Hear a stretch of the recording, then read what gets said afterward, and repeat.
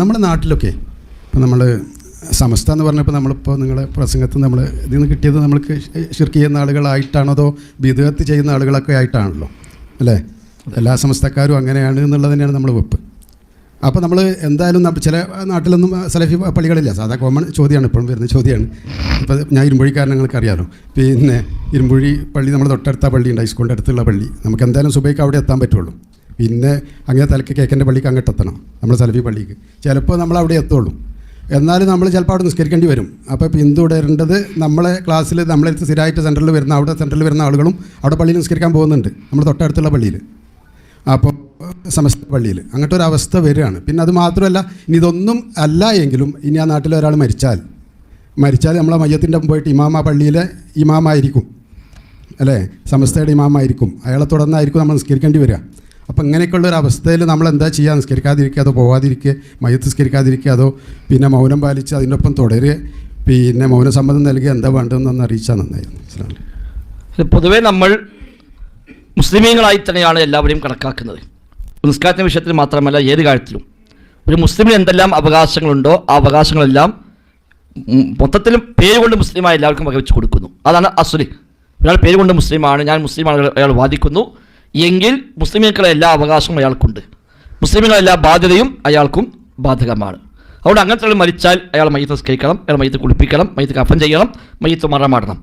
അത് അയാൾക്കുള്ള അവകാശമാണ്. ബാക്കി അയാളും പഠിച്ചവനും കൂടെ ആവട്ടെ. എന്നാൽ പരസ്യമായി ഇസ്ലാമിൽ നിന്ന് പുറത്തു പോകുന്നൊരു കാര്യം ചെയ്തു, വ്യാഖ്യാനിക്കാൻ വകുപ്പില്ലാത്ത ഒരു ഷിർക്ക് ചെയ്തു, വ്യാഖ്യാനിക്കാൻ വകുപ്പില്ലാത്ത ഒരു കുഫ്ർ ചെയ്തു എങ്കിൽ അയാളുടെ കാര്യത്തിൽ പിന്നെ നിയമം മാറും. വ്യക്തമായി ഇത് ഷിർക്കാണെന്നോ ഷിർക്കല്ലെന്നോ വ്യാഖ്യാനിക്കാൻ ഒരു വകുപ്പുമില്ല. അത്ര പച്ചക്കുള്ള ഷിർക്കോ കുഫ്രത്തം ചെയ്തു കഴിഞ്ഞാൽ പിന്നെ ഓരോ കാര്യത്തിൽ നമുക്ക് ഈ ഹുക്കം കൊടുക്കാൻ കഴിയില്ല. എന്നാലും ബാഹ്യമായി അയാളെ മുസ്ലിമായി കണക്കാക്കി പോകും. പിന്നെ ഇസ്ലാമിക ഭരണമുള്ള രാജ്യത്തൊക്കെ ആണെങ്കിൽ അയാൾ കോടതിയിൽ കേസ് കൊടുക്കാം, കോടതി അയാളെ വിളിപ്പിക്കും, വിചാരണ ചെയ്യും, അയാൾ ചോദിച്ചറിയും, അപ്പോൾ അയാൾ നിലപാടുകൾ പറയും. അപ്പോൾ കോടതി ഇപ്പോൾ ഓർഡർ ഇട്ടും ഇയാൾ മുസ്ലിം അല്ല.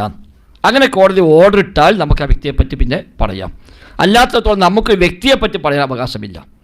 വ്യക്തികളെ തഴയും ചെയ്തുകൊണ്ട് വ്യക്തിയെ പ്രത്യേകം നിശ്ചയിച്ചുകൊണ്ട് ഇന്നാൾ മുസ്ലിമാണ് ഇന്നാൾ മുസ്ലിം അല്ല എന്ന് പറയാൻ നമുക്ക് അവകാശമില്ല. പൊതുവായി പറയാം. ഇപ്പോൾ നിസ്കാരം ഒഴിവാക്കിയവൻ കാഫിറാകുന്നു വ്യക്തമായി ഹദീസുള്ളതാണല്ലോ. എന്നാൽ നമ്മുടെ നാട്ടിൽ നിസ്കരിക്കുന്നില്ല, പേരുകൊണ്ട് മുസ്ലിമാണ്, നമ്മൾ പോകാൻ മുസ്ലിം അല്ല എന്ന് പറയാൻ നമുക്ക് അവകാശമില്ല.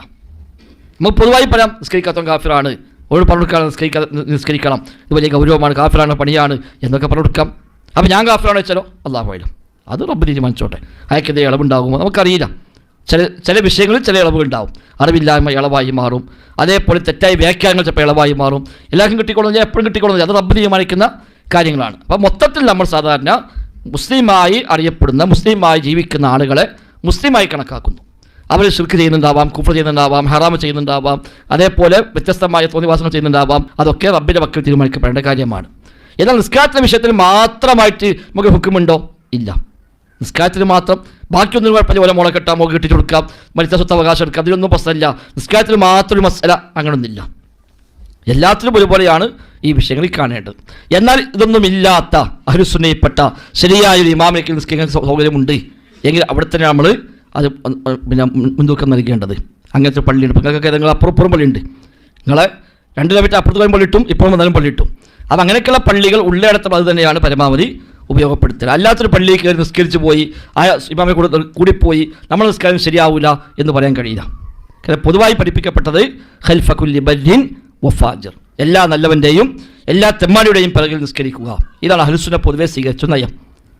എല്ലാ നല്ലവൻ്റെയും എല്ലാ തെമ്മാടിയും പിറകിൽ നിസ്കാരം നിർവഹിക്കുന്നുണ്ടോ അവിടെ നിസ്കരിക്കാം. അതാണ് പൊതുവായ അസ്ൽ. അത് മൊത്തത്തിൽ നമുക്ക് എടുക്കാം. ചില വ്യക്തികളുടെ കാര്യത്തിൽ നമ്മൾ ഇപ്പോൾ മാറിക്കേണ്ടി വരും.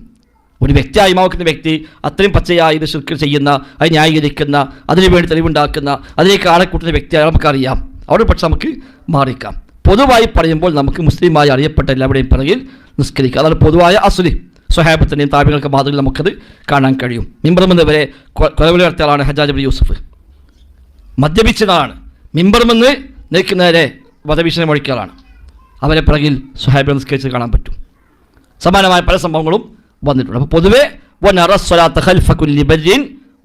ഇമാം തുഹാബിയുടെ അഖീദ തുഹാബിയിൽ അദ്ദേഹം നമ്മുടെ അസ്ലായി പഠിപ്പിച്ചപ്പോൾ അദ്ദേഹം പറഞ്ഞു, എല്ലാ നല്ലവൻ്റെയും എല്ലാ തെമ്മാടിയുടെയും പിറകിൽ നിസ്കരിക്കൽ ജായിസാണ് എന്നാണ് നമ്മുടെ അസ്ല് എന്ന് പറഞ്ഞു. അതാണ് പൊതുവായ നയം. അത് പ്രകാരം നമുക്ക് പൊതുവായി വിധി പറയാം. എന്നാൽ ഒരു ഇമാമിൻ്റെ കാര്യത്തിൽ വ്യക്തമായി നമുക്ക് അറിയുമെങ്കിൽ ഒരു പക്ഷേ നമുക്ക് അവിടെ മാറിക്കേണ്ടി വന്നേക്കാം. ഇതൊന്നും അല്ലാത്ത സുന്നത്ത് പ്രകാരം ജീവിക്കുന്ന തൗഹീദുള്ള ഒരു ഇമാമ് നിൽക്കുന്ന മറ്റൊരു പള്ളിയുണ്ട് എങ്കിൽ നമുക്ക് അവിടേക്ക് എത്തിപ്പെടാനാണ് നമ്മൾ ശ്രമിക്കേണ്ടത്. ഇനി അതൊന്നും സാഹചര്യം ഉണ്ടായില്ല, ഒരു പള്ളിയിൽ കയറിപ്പോയി നമ്മുടെ പോയി ഇമാമിനെ വിചാരണ ചെയ്യേണ്ട ആവശ്യമുണ്ടോ? ഇല്ല. പൊതുവായി നമുക്കവിടെ ഇമാമിനെ നിസ്കരിക്കാം.